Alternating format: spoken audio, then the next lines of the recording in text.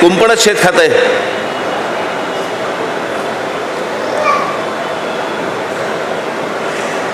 शेतकऱ्यांच्या जमिनी चालल्या आहेत, उद्योगधंदे येत आहेत, उद्योगधंद्यांमधनं बाहेरच्या राज्यातनं माणसं येत आहेत.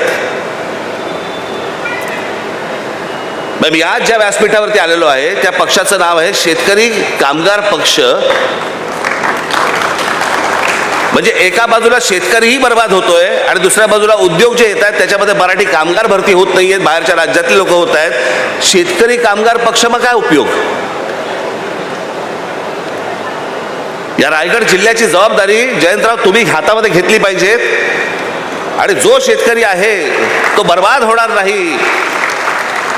या रायगड जिल्ह्यामधली मराठी तरुण तरुणी या उद्योगधंद्यामध्ये कामाला लागली पाहिजेत. याच्यासाठी मला असं वाटतं सर्व पक्षांनी काम करणं गरजेचं आहे. बाकीची राज्य बघा तुम्ही. मी ह्या हिंदीच्या प्रश्नावरती पण बोललो होतो. मी तेव्हा माझ्याकडे आले होते ना जेव्हा ते शिक्षण मंत्री भुसे, त्यालाही मी म्हटलं होतं, मी म्हटलं गुजरातमध्ये आहे का हो? या देशाचे पंतप्रधान आणि या देशाचे गृहमंत्री हे दोघेही गुजरातचे आहेत. अमित शहा एका त्यांच्या इंटरव्ह्यूमध्ये बोलले होते, त्यांना प्रश्न विचारला भाषावादावरती, तर ते बोलले पहिल्यांदा तुम्हाला सांगतो म्हणे मी काही स्वतः हिंदी भाषिक नाही, मी गुजराती आहे. देशाचा गृहमंत्री स्वतः ठणकावून सांगतो की नाही मी हिंदी भाषिक नाही, मी गुजराती आहे.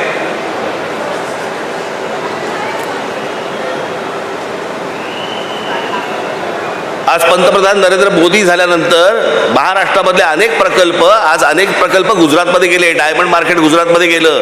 प्रत्येक माणसाला आपल्या राज्याबद्दल प्रेम असतं. आम्ही बोलले की संकुचित कसे होतो?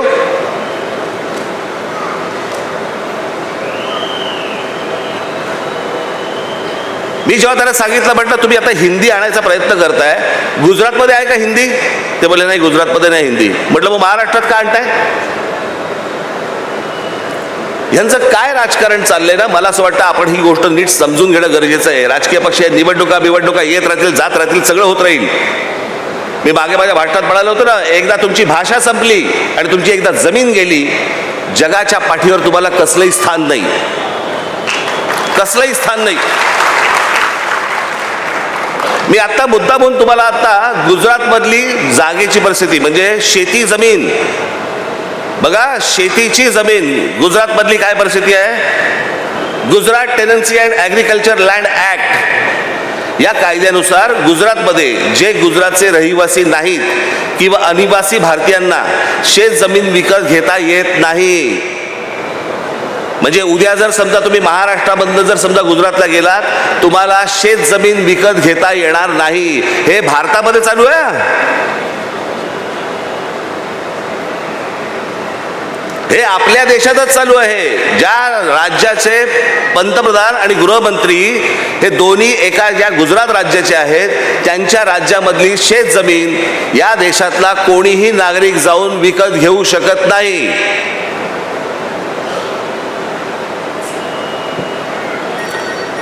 समजा ती विकत घ्यायची असेल तर फेमा नावाचा कायदा आहे, त्याच्या अंतर्गत रिझर्व्ह बँकेकडनं विशेष परवानगी घ्यावी लागते.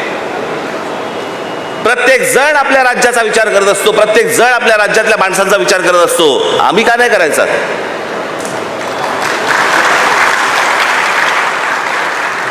आज आमच्याकडे इथे रायगड जिल्ह्यामध्ये कोण जमिनी घेतंय, कोण येतंय, कोण राहतंय, काय चाललंय माहिती नाही.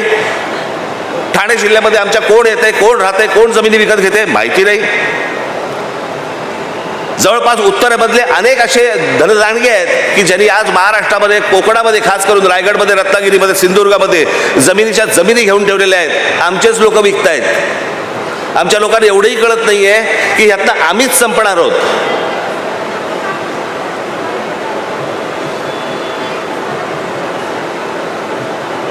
माझी तुम्हाला सगळ्यांना विनंती आहे,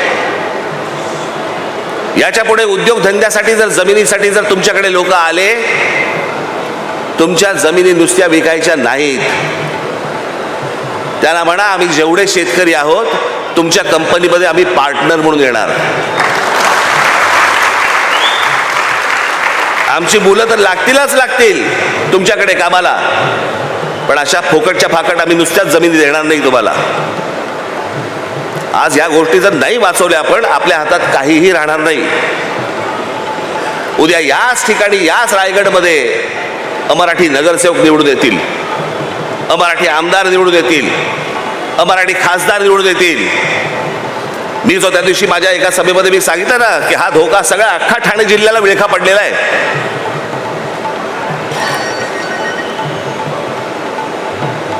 आज इथे विमानतळ येत आहे, इथे अगोदर एक पोर्ट आहे. कोण माणसं येतात, कोण नाही येत.